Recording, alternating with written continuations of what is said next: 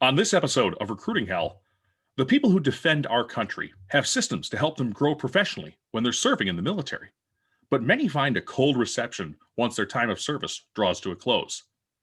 This week, in a very special Veterans Day episode, we're joined by Air National Guard recruiter Cameron Macias to discuss what job seekers transitioning from the military to civilian world should do if they don't land that lucrative position with a defense contractor.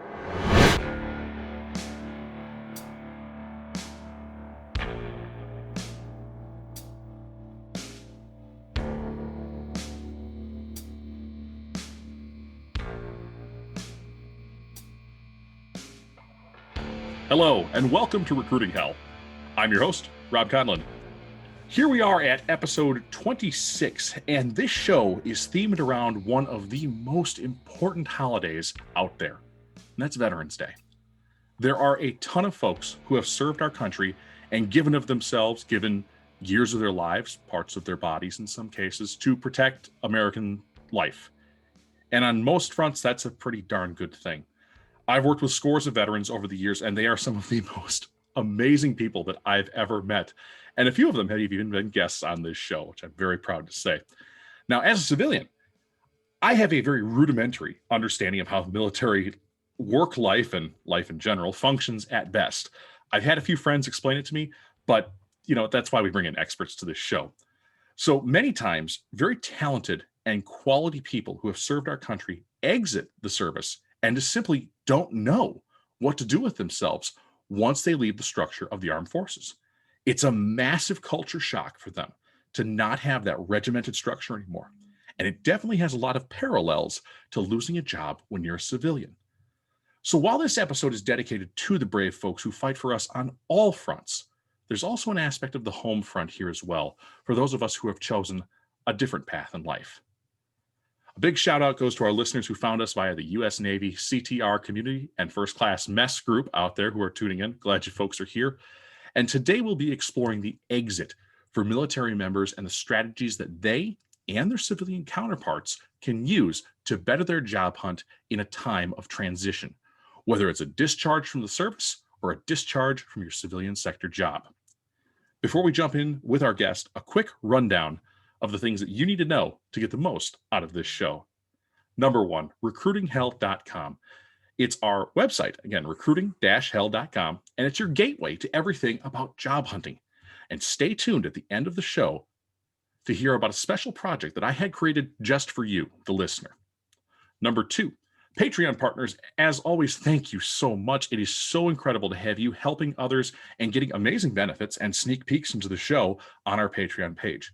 If you love the show, you can show your support with a few bucks a month to help make it bigger and better at patreon.com/recruitinghell. Number three, be sure to rate this show and or leave a review. Reviews are so important and they help others find their way to us here at Recruiting Hell, and it kickstarts their career search. Links, of course, in the show description for you to check out. And as always, before we start, we highlight the purpose of this show with our affirmation that we're going to make it through this. Repeat after me if you'd like. Number one, I deserve to find a career opportunity that makes the most of who I am with the talents that I was given. Number two, I deserve to know about and be protected from jobs and employers that would take advantage of me. Number three, asking for help in my job hunt is a sign of strength, not a sign of weakness. And my willingness to seek help in my job hunt will ultimately pay off for me. Number four, I have the discipline and the motivation to succeed in this task. I can escape recruiting hell, and I'm welcome at this table to learn new skills to help me win my job hunt. You can and you will escape recruiting hell. Let's meet today's guest. Recruiting into the armed forces, and that's a little bit of the opposite of what this show is about. But when we discussed this topic earlier, it actually translated quite well to what we're doing here for the folks coming out of the service, as well as those who are on the job hunt as civilians. It's my pleasure to welcome to the show Cameron Macias, who is a recruiter with the California Air National Guard. Cam specializes in getting folks into careers with the military, giving career advice to those looking to transfer to the civilian sector, and is the host of the Scared Money, Don't Make Money podcast. Cam, welcome to the show, and thank you for being here to not only help our military and former military listeners, and I know by saying that I'm going to anger some Marines with that phrasing, but also everybody who is out there on the job hunt here in 2020. Hey, what's up? I appreciate it. Thank you. Well, excellent. Well, we can jump right into it, Cam, because again, it's great to have you here for this special edition episode. So the first question I have for you is kind of setting the stage. Let's get the 60-second Cam Macias story so folks know where you come from and some of the expertise you bring today. So originally, I'm from the Bay Area, San Francisco Bay Area, California. I was active duty Air Force for 13 years. I just recently crossed over about a year ago to the California Air National Guard. Been a recruiter for about 6 years now. As far as what kind of got me into recruiting, it was a brand new program for the Air Force where they were allowing people who were doing really good in the job that they were previously in, and said, "Hey, why don't you take a stab at helping people come into the military and, like you said, use your story?" I'm an only child to a single mother. I went to 13 different schools growing up, so Wow. talking was a way of life for me, because I had to make friends, and so realistically, I have done recruiting from your basic coming in first time 18-year-olds and so forth to all the way to medical recruiting for the military, and I brought those skills to California, and that's what I do now. And I am in the process of building my network and building my platform so that when I retire from the Air Force, I will own my own recruiting agency. That's awesome. So again, there's a lot in there, not only a ton of success for you as a successful serviceman, but also the building of yourself through 13 different schools. That's a trial for a kid, man. So Yeah. it's like, now I gotta it's a new year and I gotta make new friends again. Dang. Yeah. No, I mean, yeah, I mean, the longest school I had ever stayed at was 2 years. And I went to three different high schools. I went to two different middle schools. I went to a different school for almost every grade of elementary school. Yeah. That has to be really hard to put together a group of friends and just throw them away, and well, Yeah, not I mean, throw them yeah. away, but have No, you're right. kind of. It teaches you, like, it's a sink or swim. It's like you either show up to a school and you don't make any friends because you're like, oh, I'm gonna leave, or you get there and you're like, I'm gonna make the best of it and I'm gonna meet who I can, and then if the time comes, the time comes. So the job hunting advice there is it's great to network like that, right? Even Yeah. if you have a short amount Yes. of time at something like a position that is maybe a temporary position, Mm-hmm. make the most of it. Got it. Network. You have to. Good deal. Well, let's get to our major topic today, because Yeah. I hate to start with the obvious, but just because so everybody's on the same page. When people leave the military, what Mhm. does that exit process look like for the average soldier, sailor, or airman? So the average person in the military does not serve the 20 years to retire, right? So Right. you're looking at people who are serving at a most of a minimum 4 years, depending on some awkward, not awkward, but outlander contracts out there that might be less than 4 years. But generally, 4 to 6 years is kind of the minimum for most people. As far as separating, it really falls very much on the member. I actually deal with an extreme amount of members who are crossing over from active duty who are coming to the Air National Guard because we are, for the most part, a part-time force. So these people are making that transition in. So I have a lot of firsthand knowledge of, hey, like, what are you doing to make sure you're transitioning well? And so, and every service is different too. So, what does that service offer you? So, I will tell you that the Air Force has a great system set up right now called Skill Bridge, where 6 months out from leaving the military, you can say, hey, I want to go work at this place as an intern, and the Air Force will pay you for that entire 6 months as if you are going to work every day for the military. And it allows you to go do job training at a specific place that you obviously would hope to get hired at, but is at least in the same sector as what you want to go into in the civilian world. And so that has been helping a lot of members recently because it's allowing them to, like you said, learn what the other side of the hand is, and in an environment that's safe because they're still getting paid for by the Air Force. And so, which is, most people know that you do an internship, you're like, you got loans or you're borrowing money from mom and dad or something. Yeah, that's And tough. so I don't know what programs the other services have, and if they have them as well, but I know that's a new program for us. But previously, before that, there's pretty much just like a separation class. It's called TAPS. It's just like you show up for about a week, and they kind of run you through, hey, this is how you write a resume. This is how you interview, and they do their best with the tools that they have to set the members up to separate. So basically 40 hours, if you will, so 8 hours a day, 5 days for one Yeah, week, and then kind of just throw you to the wolves if you're separating from an organization that you may have spent 4, 8, 12, correct, 16 years with and not touch the civilian sector. So that's very interesting. correct. Okay. So I guess my follow-up to that is when folks leave the military, Mhm. and when folks leave private companies too, they often get exit interviews. Is there a process like that in the in that exit process in the military?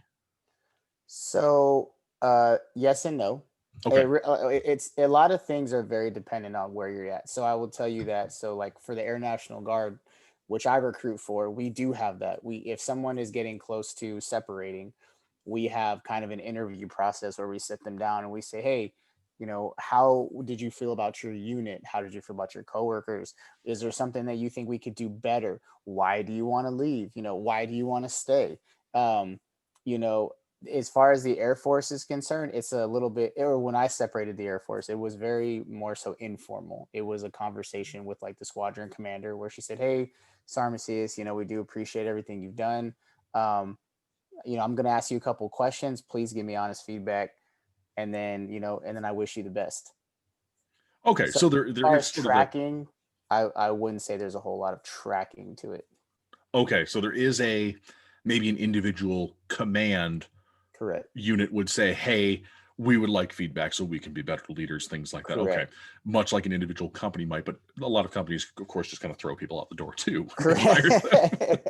Okay. For sure. So again, setting the stage a little bit more. So now you and I, both, you've known way more people in the military. I've known at least 100, which is awesome. But you have likely known a whole slew of people who have left the armed forces, Mhm. whether that's through retirement, their contracts not being renewed, or some other Yeah. form of discharge, medical, or whatever it Yeah. might be.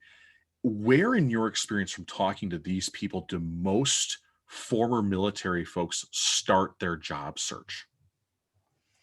Kind of the basics. I mean, if you're thinking about someone who's separating, they go to your standard, job searching websites.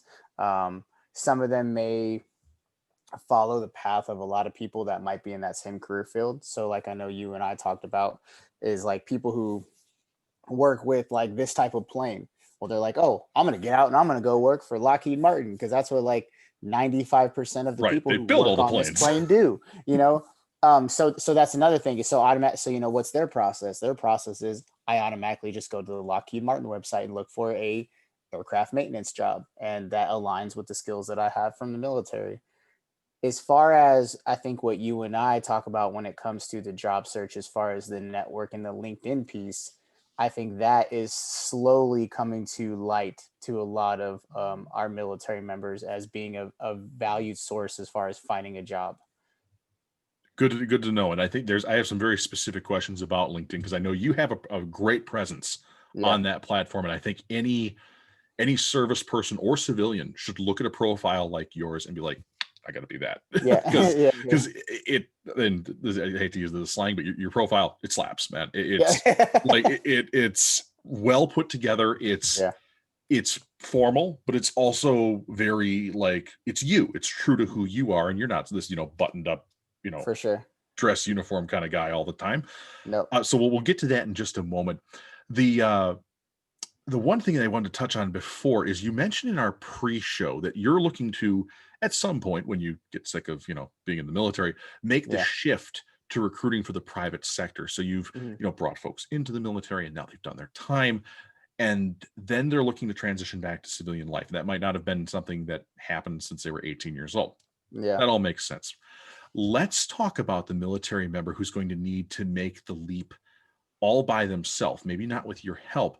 Mhm. And actually, you know what? It's funny. I must have gotten ahead in my question outline here. We are going to talk about your LinkedIn thing first Yeah. here.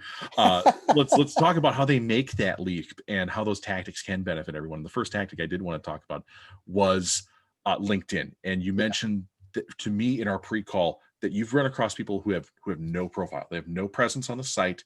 Correct. And I guess I would like to have you walk us through, for a service person, what are the top steps to take if your profile doesn't exist, other than, make one, obviously, but how are you, walk us through that? What should this look like?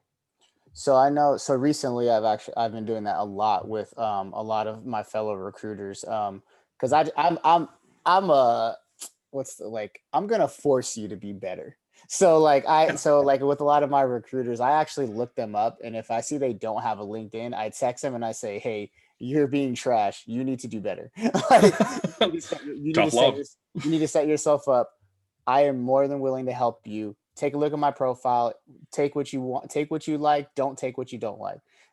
Mine's not an end all be all, but I promise you, I've done extensive research on what can make it as best as possible, at least in my circumstances. And so I think ultimately the first thing that people need to realize is that just look around. There's so many people like yourself and like other people that I've had on my show who are recruiters or who are mentors or coaches or all those types of things, and just look at their profile, like, and see what's going on. An old supervisor used to joke with us. He's like, hey, recruiting is all about stealing ideas. It's as far as like military recruiting, because that's what we do. We talk to another recruiter and we're like, ooh, I like what you do, I'm taking that. It's the same thing, when you think about LinkedIn, is you need to talk to people and figure out where they got their knowledge from and how to really, I would say, represent yourself like you were saying, the way you want to be represented. I know on my profile, I was big on, I want to make it look like I know what I'm talking about, but that I'm also not a robot. Right. Because that's And just not I me. think it achieves that Yeah. wonderfully. And so that's the biggest thing. And for a military member crossing over, I think it's really important for them to sit down and honestly think about what skills they bring. We have job descriptions for the things that we learn and so forth, but it's really important to sit down and really figure out, how are they going to cross over into the civilian sector?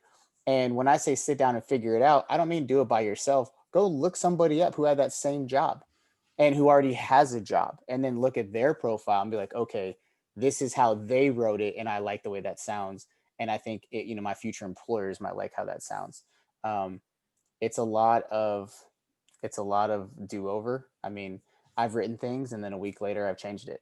So it's just like, it's a constant revolution as well, as far as evaluation, not error fixing, but just wordage and things like that. Sure. And you mentioned looking at it a week later and changing something. And I think maybe Yeah. that's something that folks in any situation should not be afraid to do, is that Yeah. don't lock yourself into a Mhm. 6 month, I have to let this sit Yeah, here for so long before I touch it and exactly. get that going. Got it. So what would make a profile for somebody from the military attractive to an employer in your mind, Cam? I think I think a lot of the skills that we overlook when it comes to ourself is the magnitude of things that we supervise and that we're in charge of. So the fact of the matter is, like, so for recruiting, let's take that for example. So I Sure. recruit for a specific unit that does intelligence and cyber for not only the state of California, but also does it in conjunction with active duty Air Force as well as Air Force Reserve. You can write that in a slew of ways when you talk about the recruiting efforts that you do, whether it's for state security, national security, all these things, global cyber network, infrastructure, like. But that's what those are the type of things that you need to figure out, is how do you really represent what you do, rather than just like, oh, I recruit people who meet qualifications. Okay. So, Yeah. well, you jump on a really good point there. The specifics. You Yeah. have to drill in on, I recruit for A, B, and C. And you Correct. see that, and an employer is going to see that. And this goes for anybody. Hmm. Making sure that you have actionable items Yes. in your resume, in your LinkedIn, whatever it might be, is a huge thing to get Correct. your LinkedIn profile bulked up. Great. Correct. Okay. So a little bit more about LinkedIn. So you got your profile going, it looks Hmm. decent, but you and I both know, you as a recruiter And me, as somebody who has, looked for jobs in the past, recruiters don't just show up in your inbox. And if they No. do, they're trying to sell you Bitcoin or gold or something crazy like Oh my God. that. I can't tell you ever. Oh, Yeah, that's ridiculous. and like I'm a smaller LinkedIn profile, man. Just some people that come by, Oh yeah. Oh, I anyway. get it. Everything's a pitch. Yeah, it's like it's a pitch. So there's something to be said there. Don't pitch people on LinkedIn necessarily. Yeah. But what kind of strategy should a new person to LinkedIn have to build their connections and actually make it into a worthwhile tool for themselves? Besides just going, with the automated, follow the 5 people in the sidebar and clicking thumbs up on everybody. So, something that I actually somewhat learned recently, as I kind of dove into all this, is like like kind of like the descriptions of what you do for your job. Be specific in your search for connections. So if you know that you're going to be in a specific area, go like LinkedIn's amazing as far as the amount of filters that you can put on there. So put, a filter for the state, city, whatever that you're in, along with um, the type of jobs or the education platforms you're looking for, and it'll bring up all those people. And so that's step number one is actually really making sure that you're catering your connection audience to what you want it to do. Don't just add random people because that's going to do nothing for you. You want to make sure that the people that once you start posting things, these are people who are going to know what you're talking about, because then they're going to respond to it. And so like I always tell people that step number one is find connections that actually are of value. And then the second one is like it's an algorithm. So the more that you like and comment on other people's posts and the more that you post yourself, the more that you start popping up on people's things. And and it sucks because if you slow down, then obviously the amount of times you show up slows down. So it's a dedication factor. And I think that can turn off a lot of people because they're like, oh, I hate social media, or oh, I don't have time to do that. And I think I told one of the people in the state recruiting, he's like, oh, I just don't have a lot of time. And I said, let's be honest, man, when you're sitting and you're using the bathroom, what are you doing? You're probably just on Facebook messing around anyways. Like, and that's okay. It's okay to chill, but also at the same time be deliberate with your actions and what you're trying to accomplish.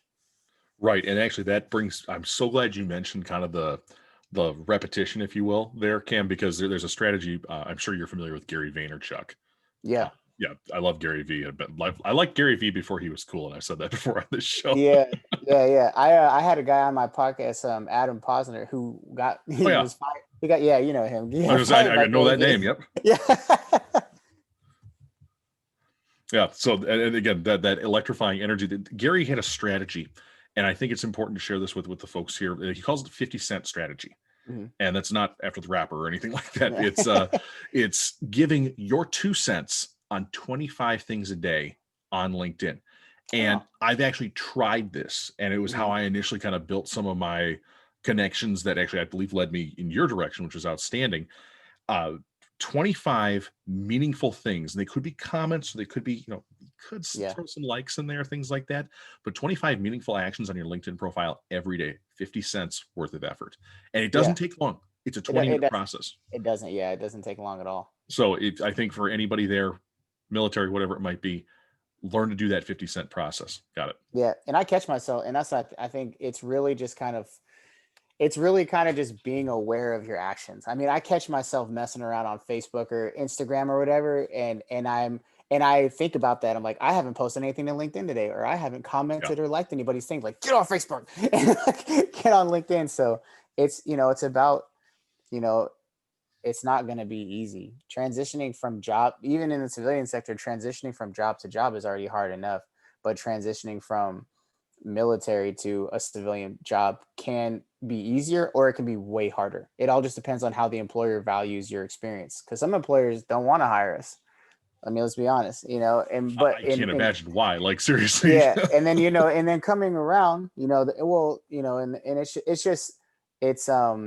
just lack of knowledge. That's all it is, But and that's also it's also just a lack of education on the part of society as a whole, because there was so much emphasis put on a college degree. I think, as we all know, there was all this emphasis put on a college degree, and I'll tell you firsthand that I've met some really dumb people who have college degrees. Oh my gosh, it's just not even funny. And I wish a college education was valued the same as a trade education, or Correct. even I don't want to get down on anybody who's only got a high school diploma, because For sure. we I mean, are all I different. only got my degree because it was paid for. Right. I'm not a fan of school, you know. I'm not either. Yeah. And I really wish that the people who choose to grow after, Mhm. the mandatory schooling of, hey, you're Correct. 18, you made it, here's your stinking diploma. I think that the folks that push themselves further really deserve Correct. a little bit more respect, especially if you're in the trades, and especially if you're, hustling every day and working with your hands. So Oh, you no, for actually, sure. I'm almost sad we got talking about that, because you had a perfect transition earlier. I couldn't have paid you to make a better transition, but we were talking about, a recently discharged service member entering a workplace in the private structure, or a Mhm. private sector, recently entering a workplace in the private sector. That doesn't have the structure of a military unit. How does a military person formally Yeah. deal with that? How do you build that for yourself, Cam? I think that, in my opinion, is honestly one of the hardest things about transition because, in the private sector, there's just not a lot of camaraderie. I mean, it's dog eat dog. Everybody wants the promotion. Everyone's, in my opinion, based off what I've seen and so Sure. forth. Don't get me wrong. There are workplaces that function very harmoniously and so forth, but it's just different because in the military, um, we have a contract, so you can't just quit. So Yeah. it's like, so it's there's a lot of want, need, and necessity to kind of get through things and work together and figure things out, because you can't just leave, oh, I'm unhappy, I'm just going to leave. No, you could be stuck somewhere 4 years. You find out on week one you don't like somebody. You don't, don't get me wrong, you could go through the 4 years, but 9 times out of 10, most military members, there's going to come to a front where there's going to be a conversation and things you're going to get and try to work out.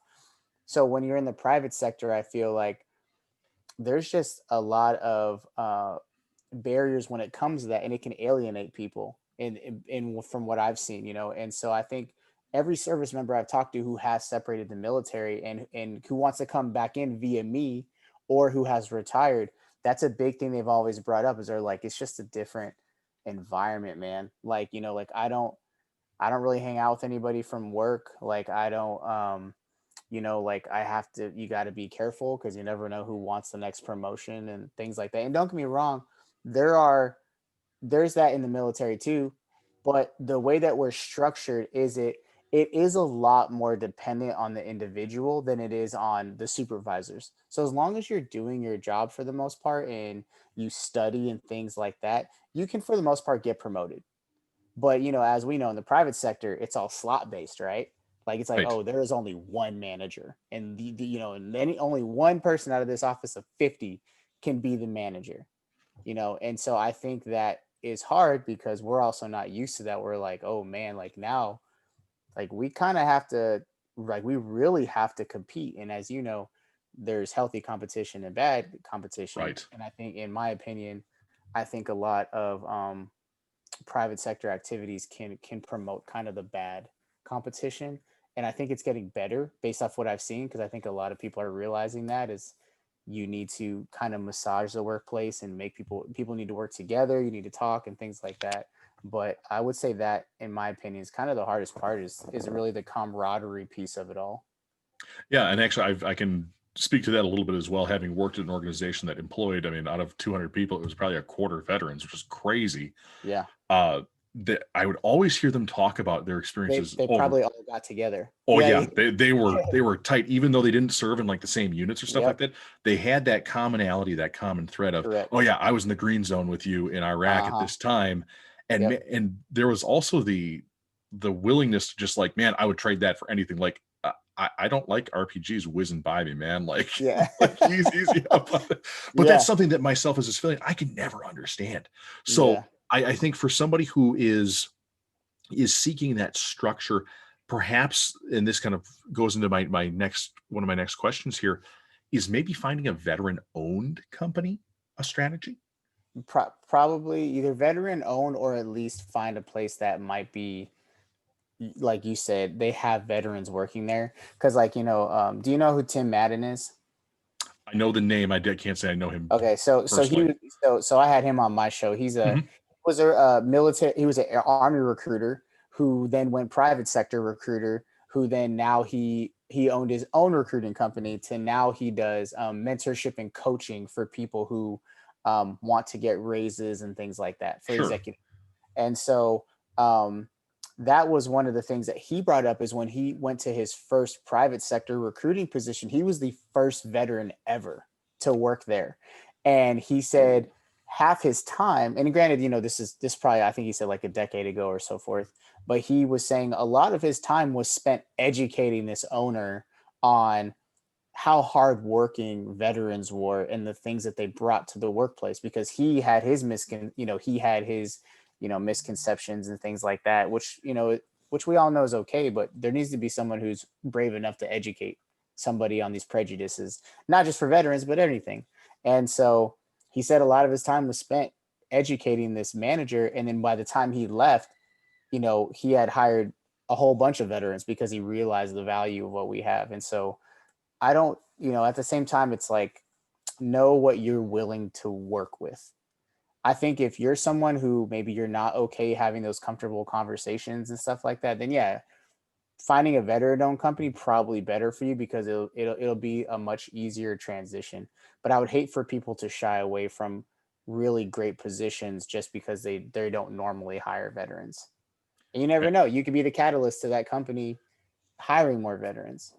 Very true. And I think that's a really great takeaway there, Cam, because you mentioned, that there is I don't want to say it's an easy option, but there's a safer option of, It's hey, safer.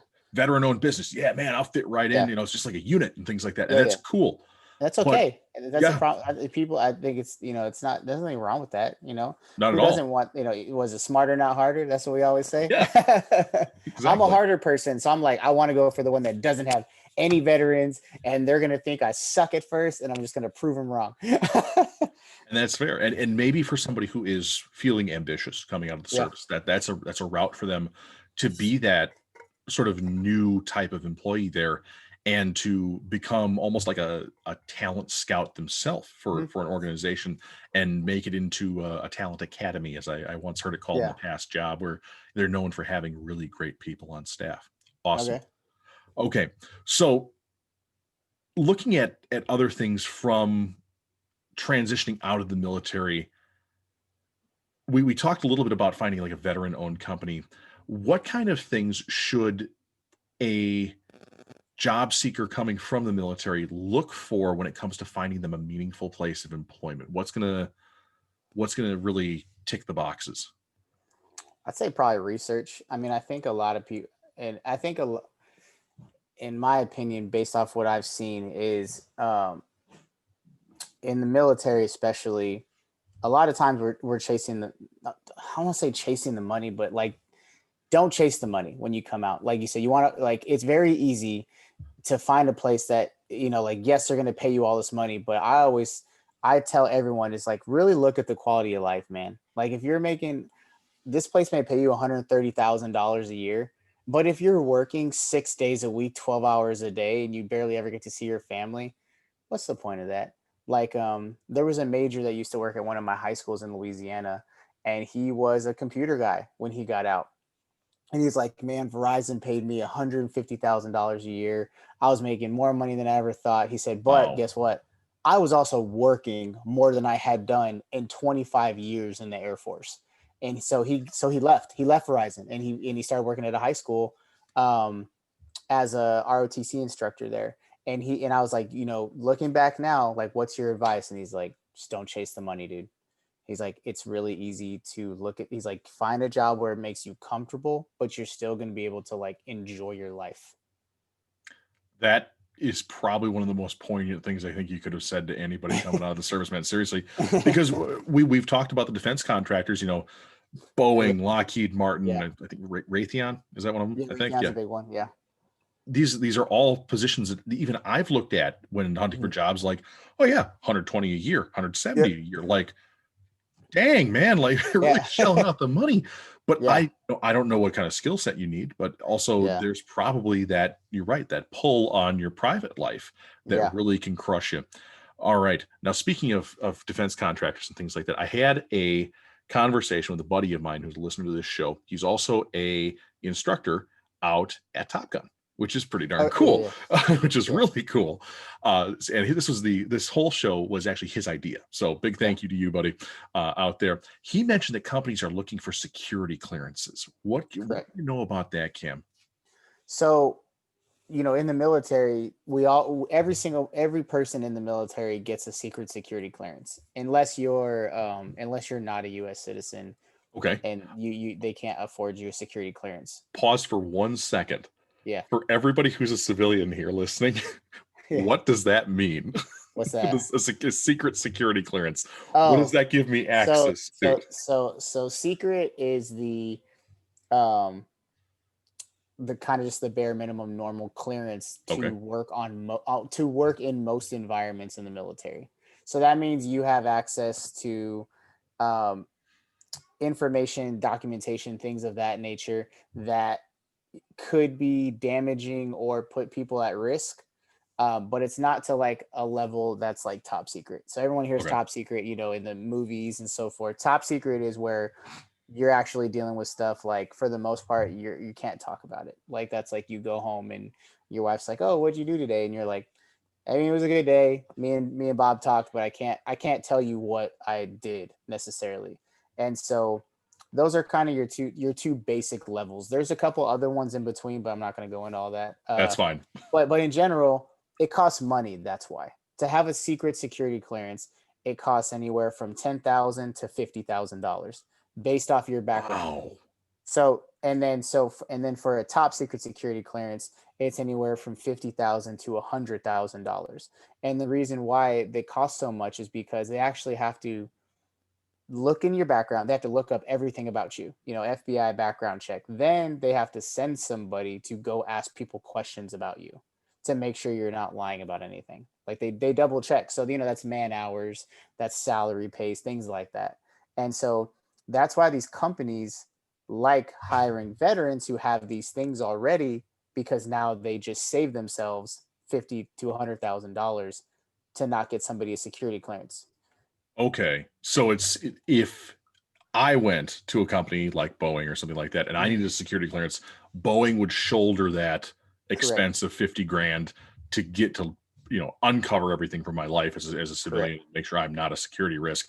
Whereas because that's already been done on the government's dime for a veteran, it makes it much more appealing to a defense contractor. Okay. Correct. Gotcha. And that's why a lot of people for the units that I service, that's why a lot of people want to be a part of our units, because the training that we provide them, along with the top secret security clearance, the government will maintain that as long as they're a part of the Air National Guard. Even though it's part-time, even though they're not doing it full-time, the government will keep their clearances active. So whenever they go to a company, that's a selling point. That, like you're talking about, that's an actionable item. Hey, Okay. I may not have all the experience that you want me to have, but not only am I trainable, but I just saved you $100,000 because I already have a clearance. So, take the 4 months to train me. I still saved you a year of somebody's salary. Got it. And then again, you said an actionable thing. We love actionable things here on this show, because for somebody who is exiting that, if you have that security clearance, that's maybe a big opposite of a red flag, blue flag. I don't know, green flag for you Green to flag. wave at a potential prospective employer to say, "Hey, this is a real asset towards hiring me, because I can save a lot of money and I'll be an excellent candidate as well." Correct. Excellent. Okay, I think I've covered pretty much everything I have for you today, Cam, which is awesome. And we do this in every show. We turn it around. What is it that you would want people transitioning from the military? What didn't I ask you, I guess, is the question. What would you want people transitioning from the military to be able to do with their job hunt? And what advice would you have for them? So we did a show yesterday with retired Chief Master Sergeant Todd Simmons, and so who he was is he was the senior enlisted leader for all of Air Force education, and so the biggest thing, and when we talked yesterday, is I expressed to him kind of like you and I talked about, is I'm trying to set myself up for retirement, right? And Sure. so I'm doing that now. I'm 6 years from retirement, and on in my free time during the day, when I'm done doing my duties for the military, I do stuff for myself because that's what you should be doing. And so he made a comment. He said, I'm really glad that you're doing that, and I'm glad that we've come to a time where that's available, because 15 years ago, if you were doing this, like, you'd be like a black sheep, because we'd be like, oh, like, he's not dedicating his time to work. And I Oh, feel and I feel like that's not even just a military thing. That's probably a thing everywhere. Is what employer? I mean, let's if you're being honest, perception wise, what employer wants to feel like somebody's trying to set themselves up to leave your organization, which makes sense. Um, and so, I think really taking value in starting early. Too many times people decide they want to separate, and they have done nothing to set themselves up. So even if I don't separate for another 16 years, I know for a fact my LinkedIn profile is gonna be fire, and I'm gonna have all the connections that I need to have, and my content's gonna keep moving. And whenever that day does finally come, I will be locked, loaded, and ready to make that transition. And I think a lot of people are scared to prepare because they may not know where to start, but that's the best time to start because there's nothing riding on it. That's what's nice about it right now. I get to do all these test things. I get to, like, because I'm still getting paid, but I still have a daytime job. I'm not, unfortunately for some, I'm not desperate. So I am able to do a lot of things because I have comfortability in my time right now. So that when the time does come where most people are uncomfortable, I won't be. gotcha. And maybe that's that kind of putting away stores for the winter, if you will, Yeah. when that season change in your life kind of comes. I think that's actually a really great thing. And maybe just speaking about that a little more, and I'm sure you can probably relate to this as well, Cam, is I know that when I started this show, it is Yeah. so much less than the current incarnation, whether that's Hmm. from content production, Yeah. audio quality, all these things. For somebody who's coming out of the military, when you start these little building blocks that you kind of mentioned, the first couple, they're going to suck. They aren't. I Yeah. mean, like, and you have to accept that you don't have to be good to start, but you Hmm. have to start to be good. Yeah. And I think for a lot of people that hurdle, no matter Mhm. where they're coming from, is a really big stumbling block for job search. Yeah, and I mean in social media, I mean if in retrospect has like wrecked our minds when it comes to instant gratification. Like Yeah. me and Joel talked about this. We talked the other day, he called me, and that's one of the things we talked about is, as far as like content creation, is like some things will be amazing and some things will fall on their face. Like I put out a video for the Air National Guard that got like 20,000 views and Oh, that's hundreds great. of shares and all this stuff. But then, I do a post, last week, and it's like, I got like 100 likes, and that's okay. And that's another thing too, is like we talked about, is consistency. The reason why I only got the 100 likes is because I haven't been consistent. And so that's an actionable item for me. Like we talked about, is you got to keep consistent. And so I think it's one of those things where you just need to have a mentor.